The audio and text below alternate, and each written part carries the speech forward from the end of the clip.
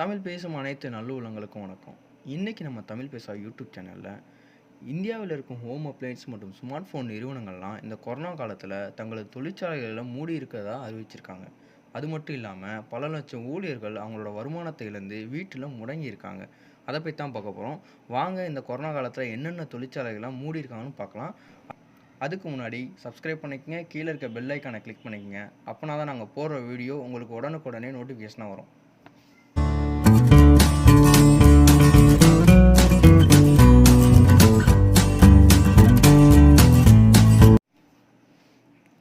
இந்த கொரோனா காலத்தில் state government ஊரடங்கு போட்டிருக்காங்க. இந்த ஊரடங்கு போட்டிருக்கிறதுனால அத்தியாவசிய பொருட்கள் தவிர மற்ற எல்லா கடைகளையும் மூட வேண்டிய நிலை ஏற்பட்டுள்ளது.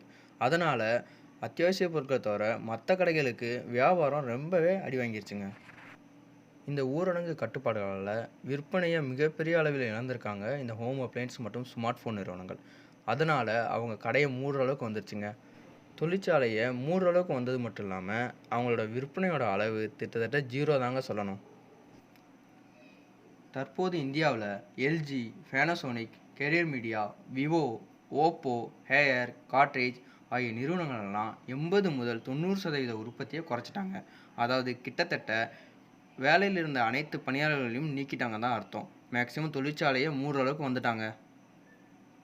இந்தியாவில் தயாரித்து வெளிநாடுகளுக்கு ஏற்றுமதி செய்யும் நிறுவனங்களான ஆப்பிள், சாம்சங் ஆகியவை உற்பத்தியில் 25 முதல் 40% குறைச்சிட்டாங்க. குறிப்பாக சாம்சங் வாரத்தில் 3 நாட்கள் தனது தொழிற்சாலையை மூடுறாங்க. இந்தியாவில் கொரோனாவில் தனி மனிதனுக்கு மட்டும் வருவாய் இழக்கலைங்க. இதே போன்ற பெரிய பெரிய தொழிற்சாலைகளுக்கும் வருமானம் 0 அளவுக்கு வந்திருக்குங்க. அதனால தான் இவங்கெல்லாம் தொழிற்சாலையை மூடுறாங்க.